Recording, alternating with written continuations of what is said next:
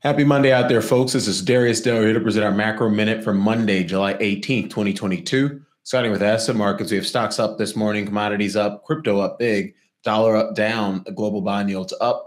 Shifting to our market moving headlines. So no soup for you, President Biden. Crude oil rose to just below $100 a barrel after President Biden's Saudi Arabia trip ended with no commitment on boosting supplies. The market remains clearly in backwardation after Brent's prompt spread rose above $4 a barrel. This signals an intense desire by traders to get their hands on near-term barrels. So removes a little bit of the tail risk from the energy markets this morning. You got crude up a full 3% to down 16% month over month on this news and on the dollar weakness that we're seeing. Dollar was overbought heading into late last week, something we called out in our research here, 42 Macro. Big week for the ECB. So the ECB, the European Central Bank, is expected to hike rates for the first time in over a decade on Thursday. Markets are pricing in a 25 basis point move, but there's also a case for 50 basis points as well.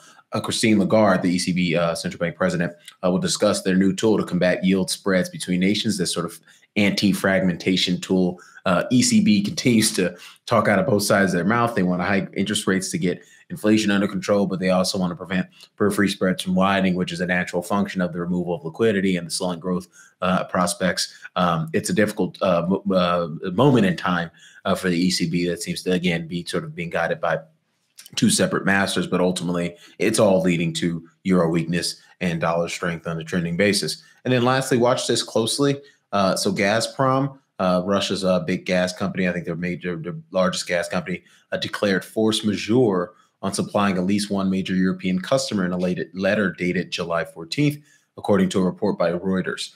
In the letter seen by Reuters, Gazprom said it cannot fulfill its supply obligations or owing to, quote unquote, extraordinary circumstances outside of its control. And so this is obviously no laughing matter.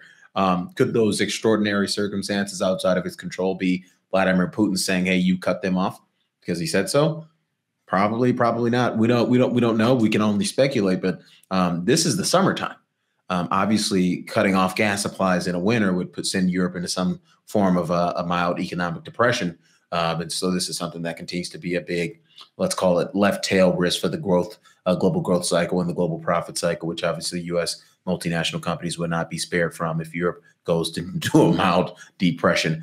Big movers this morning, get big moves in Bitcoin and Ethereum, up 6%, and Bitcoin down to up 25% month over month. It's still down 45% over the past 3 months. So these percentage change math, particularly when you're as bombed out and oversold as something like Bitcoin was, really starts to flatter, some of these sort of shorter term moves, but clearly down, cut in half over the past 3 months. This is not exactly a bull market. Ethereum up 10% to up 64% month over month, still down again 51% over the past 3 months. Again, the percentage change math gets wacky to backy when you get into some bombed out lows like we were seeing in the cryptocurrency space. Looking at our volatility adjusted momentum signals and probable ranges. US dollar, that is still bullish FAMs, bounced off the upper boundary of its probable range, still correcting this morning, kind of in the middle of the range there. Gold, bearish FAMs. With the dollar move lower, we're seeing gold have a little bit of a respite here, got 1% of downside versus 3.9% upside.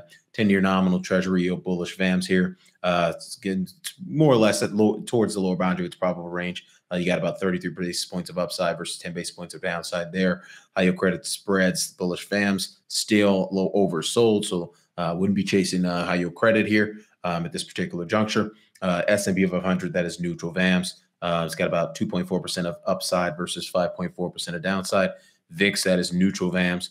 9% of downside versus 23% of upside. NASDAQ 100 bearish VAMs, that is overbought here this morning. Russell 2000 neutral VAMs, got about 6.5% of downside versus 3.4% of upside. Bitcoin and Ethereum bearish VAMs, both are overbought here. Bearish FAMs overbought. Last time we saw it is you got a little poke above the probable range there. I went back and I looked at the chart. Last time we did that was early April and then early February. Those aren't exactly buy signals on a trending basis, but certainly if you feel inclined to chase, you certainly aren't getting that signal from me and our team at 42 Macro. Shanghai Composite, bullish FAMs, that is still oversold here, bouncing this morning. You got about 5.6% upside to the upper bound of the range. WTI crude oil, bullish FAMs here, bouncing this morning as well. 16% of upside to the upper bound of its range. And then ag, Bearish FAMs here bouncing this morning as well on the dollar weakness, right in the middle of its probable range with industrial metals.